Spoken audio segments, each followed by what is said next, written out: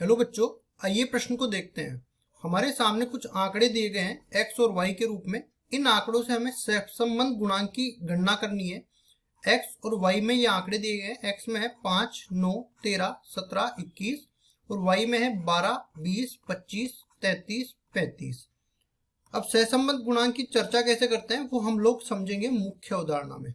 मुख्य अवधारणा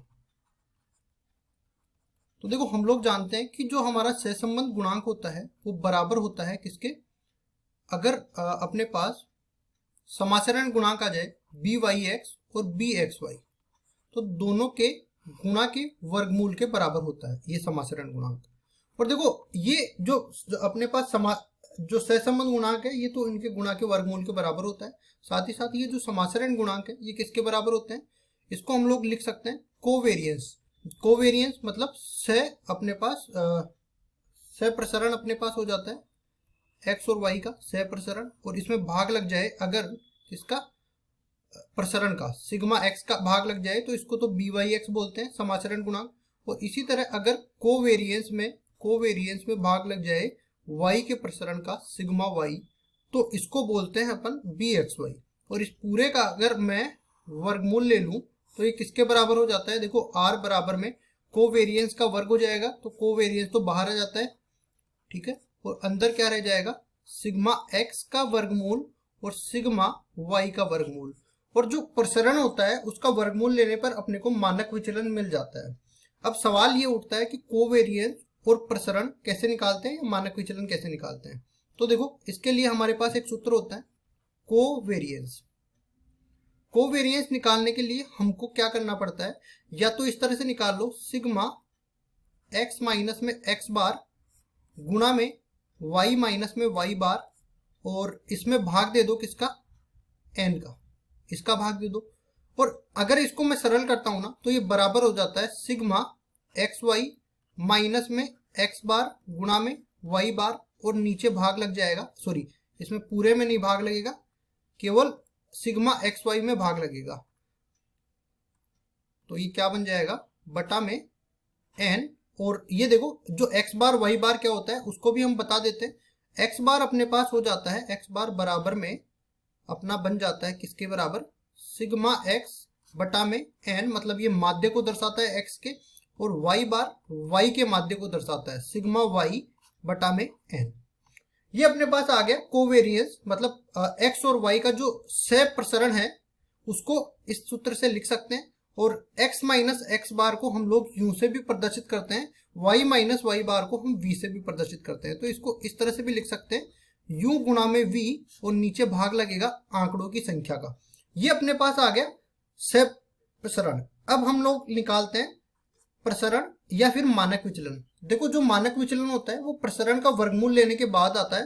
तो देखो, हम लोग अगर प्रसरण का सूत्र लिख दे तो उसका वर्गमूल लेने के बाद ये मानक विचलन निकाल सकते हैं। तो ये बराबर किसके होता है, ये बराबर होता है अपने पास सिग्मा एक्स स्क्वायर, या तो इस तरह से डाल दो, सिग्मा एक्स माइनस में एक्स बार इस पूरे का वर्ग, और नीचे आ जाएगा एन। ये अपने पास सिग्मा एक्स का सूत्र आ जाता है। और इसको क्या लिख सकते हैं, और सिग्मा एक्स स्क्वायर बटा में एन माइनस में एक्स बार का वर्ग। इसी तरीके से हम लोग सिग्मा वाई का सूत्र भी लिख सकते हैं। ये बराबर होता है, या तो लिख दो सिग्मा वाई माइनस में वाई बार इस पूरे का वर्ग, या फिर लिख दो सिग्मा वाई का वर्ग बटा में एन माइनस में वाई बार का वर्ग। ठीक है, तो देखो, इन सारे सूत्रों का उपयोग करते हुए हम लोग सवाल को हल करते हैं। मैं फिर से एक बार बता देता हूं। देखो, इसमें सबसे पहले हमें निकालना था सहसंबंध गुणांक। तो सहसंबंध गुणांक समाचरण गुणांकों का गुणा करके उसका वर्गमूल लेना होता है। अब समाचरण गुणांक कैसे निकालते हैं, जो हमारे पास सहप्रसरण गुणांक होता है उसमें हम लोग प्रसरण का भाग दे दे तो अपने पास ये समाचरण गुणांक आ जाता है। तो अलग अलग हमने समाचरण गुणांकों का इधर सूत्र लिख दिया और इनको गुणा किया, तो ये वर्गमूल के बाहर आने के लिए कोवेरियंस, ये सहप्रसरण तो बाहर आ गया और ये जो प्रसरण है ये अंदर रह गया, इसको बोलते हैं हम लोग मानक विचलन। अब देखो, सहप्रसरण कैसे निकालते थे, या तो ये सूत्र निकाल लो, क्योंकि ये जब बड़ा हो जाता है ना तब ऐसा लगा देते हैं, यहाँ पे पहले हम लोग माध्य निकालते हैं और उसमें से इन आंकड़ों में से माध्य को घटा के और उनको गुणा करके और इसको आसानी से सरल किया जा सकता है। दूसरा तरीका, अगर ये आंकड़े छोटे छोटे दे रखे हैं तो हमें जो है इनमें से घटाना नहीं होता है, डायरेक्ट जो है एक्स वाई का गुणा करो और आंकड़ों की संख्या का भाग दे दो और जो माध्य है इनको गुणा करके इसमें से घटा दो, तो अपने पास ये कोवेरियंस है, प्रसरण गुणांक आ जाता है। और इसी तरह अपने पास अगर प्रसरण निकालना हो तो आंकड़े बड़े हो तो इन आंकड़ों में से माध्य को घटा के, ये बार है, एक्स बार है और यहाँ पे भी वाई बार है, इसको घटा के इसका वर्ग करके n का भाग दे देते हैं। या फिर आंकड़े छोटे दे रखे हैं तो एक्स स्क्वायर के आंकड़ों का योग करके इसमें n का भाग करके माइनस में घटा देते हैं माध्य का वर्ग। इसी तरह हम लोग y का प्रसरण निकालते हैं। तो अब आंकड़ों को दूसरी तरफ लिखते हैं और हम लोग निकालते हैं सहसंबंध गुणांक। तो देखो x के आंकड़े क्या दे रखे हैं, x के आंकड़े 5, 9, 13, 17, 21, 5, 9, 13, 17, 21 ये दे रखे हैं। ठीक है, y के आंकड़े भी लिख लेते हैं। ये कितने दे रखे हैं, ये अपने को दे रखे हैं 12, 20, 25, 33, 35, 12, 20, 25, 33 और 35। अब हम लोग देखो आंकड़े ज्यादा बड़े चल जाएंगे गुणा भाग करते टाइम पे, तो हम लोग क्या कर लेते हैं, पहले इसका माध्य निकाल लेते हैं। तो माध्य निकालने के लिए हमको निकालना पड़ेगा पहले x के आंकड़ों का योग सिग्मा x और y के आंकड़ों का योग सिग्मा y। तो सिग्मा x तो किसके बराबर हो जाएगा, देखो हम लोग को पता है, ये इन सबको जोड़ेंगे तो ये 65 के बराबर आ जाएगा और इसी तरह इन सब आंकड़ों को जोड़ेंगे तो 125 के बराबर आ जाएगा। अब आगे चलते हैं, आगे हमें माध्य निकालना है। तो हम लोग जानते हैं कि माध्य यहाँ पे नीचे निकाल लेते हैं। सिग्मा एक्स जो x बार है वो बराबर होता है सिग्मा x बटा में n। तो देखो n मतलब कितने आंकड़े हैं, आंकड़ों की संख्या 5 है, तो सिग्मा x का मान 65 आ गया, n का मान 5 हमने निकाल ही दिया और ये बराबर आ गया 13 के।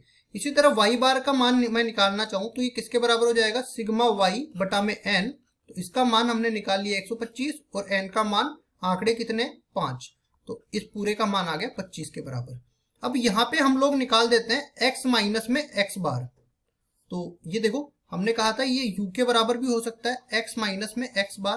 तो ये देखो x बार कितना है 13, इन आंकड़ों में से 13 घटाते हुए चलते हैं, 5 में से 13 घटाएंगे माइनस का 8 बचेगा।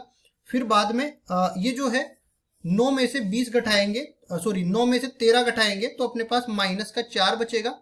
ठीक है, और 13 में से हम लोग 13 घटाएंगे तो 0 बचेगा, ये 4 बचेगा, ये 8 बचेगा। इसी तरह v बराबर में y माइनस में y बार। तो ये कितना बचने वाला है, देखो 12 में से घटाएंगे 25 तो माइनस का 13, 20 में से घटाएंगे 25 माइनस का 5, 25 में से 25 0, 33 में से 25 8 और 35 में से 25 10। अब निकाल लेते हैं हम u और v का गुणा। u और v का गुणा किसके बराबर हो जाएगा, देखो 13 × 104, 5 चौक का 20 प्लस का ये 0 हो जाएगा, 8 चौक 32 हो जाएगा और ये 8 दाई 80 हो जाएगा। फिर हम लोग निकाल लेते हैं u का वर्ग। तो ये किसके बराबर आ जाएगा, 8 का वर्ग 64, 4 का वर्ग 16, 0 का वर्ग 0, 4 का वर्ग 16, 8 का वर्ग 64। इसी तरह हम लोग निकाल लेते हैं v स्क्वायर। तो ये आ जाएगा देखो 13 का वर्ग 169, 5 का वर्ग 25, 0 का वर्ग 0, 8 का वर्ग 64 और 10 का वर्ग 100 के बराबर।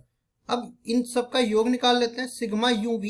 सिग्मा uv जब हम लोग निकालते हैं तो ये किसके बराबर आ जाता है, 236। और इसी तरह हम लोग निकालते हैं अगर सिग्मा u स्क्वायर, तो ये किसके बराबर आ जाता है, 160 के बराबर। इन सब का योग करते हैं। इसी तरह सिग्मा v स्क्वायर मतलब इन सब का योग करते हैं तो ये बराबर आ जाता है 358 के। अब हमने जो सहसंबंध गुणांक का सूत्र था वो इस तरीके से था, देखो इस तरीके से सिग्मा uv बटा में सिग्मा u स्क्वायर इस पूरे का वर्गमूल और सिग्मा v स्क्वायर इस पूरे का वर्गमूल।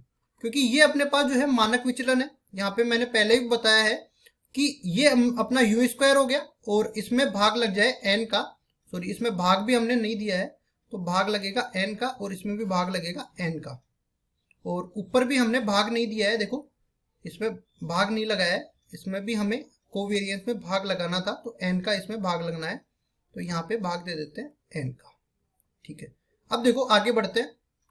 अब देखो मैंने ये सूत्र में पहले n इसलिए नहीं रखा था क्योंकि यहाँ पे भाग देने का कोई मतलब नहीं निकलेगा। नीचे देखो वर्गमूल में n है, वर्गमूल में n है, टोटल मिला के बाहर निकलेगा तो n बच जाएगा और ऊपर भी n है, ये आपस में कट जाएंगे और ये पूरा सूत्र जो है सिग्मा यू वी बटा में सिग्मा वर्गमूल में सिग्मा यू स्क्वायर और वर्गमूल में सिग्मा वी स्क्वायर, इंग्लिश में इसको समेशन बोलते हैं। इस तरह से अपने पास ये सूत्र बन जाएगा। सारे के सारे मान अपने को पता है तो सहसंबंध गुणांक आसानी से निकाला जा सकता है। तो यहाँ पे देखो सिग्मा यू वी, इसका मान कितना निकाला हमने 236 के बराबर, यहाँ से देख सकते हो ये 236 निकाला। और सिग्मा यू स्क्वायर इसका मान 160, तो 160 का वर्गमूल और 358 का वर्गमूल, 160 का वर्गमूल और 358 का वर्गमूल। आगे सरल करते हैं तो 236 और ये 160 का जब वर्गमूल हम लोग निकालते हैं तो लगभग 12.6 के बराबर आ जाता है, क्योंकि ये देखो 144 और 169 मतलब 169 के ज्यादा नजदीक है, तो 5 से तो 12.5 से तो ज्यादा ही होना है, तो 12.6 हमने ले लिया।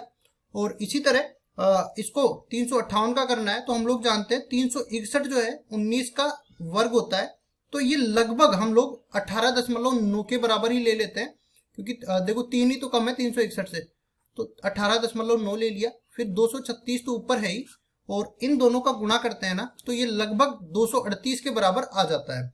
और इसमें अगर हम लोग भाग देते हैं ना तो ये कट के लगभग 1 के बराबर ही जाने वाला है, तो ये अपने पास आने वाला है लगभग 0.99, मतलब जो सहसंबंध गुणांक का मान है ना वो 0.99 के बराबर आएगा, जिसको हम लोग कभी कभी 1 भी बोल देते हैं, मतलब पूर्ण सहसंबंध अपने पास दोनों रेखाओं के बीच में है इन आंकड़ों को देखते हुए। ठीक है, तो इस तरह से हमें दो आंकड़े दे रखे थे x और y के रूप में, हमें करना था सहसंबंध गुणांक ज्ञात करना था, तो हमने इस तरह से सूत्र लिखा। सबसे पहले सहप्रसरण ऊपर लिख लिया और नीचे भाग दे दिया मानक विचलनों का।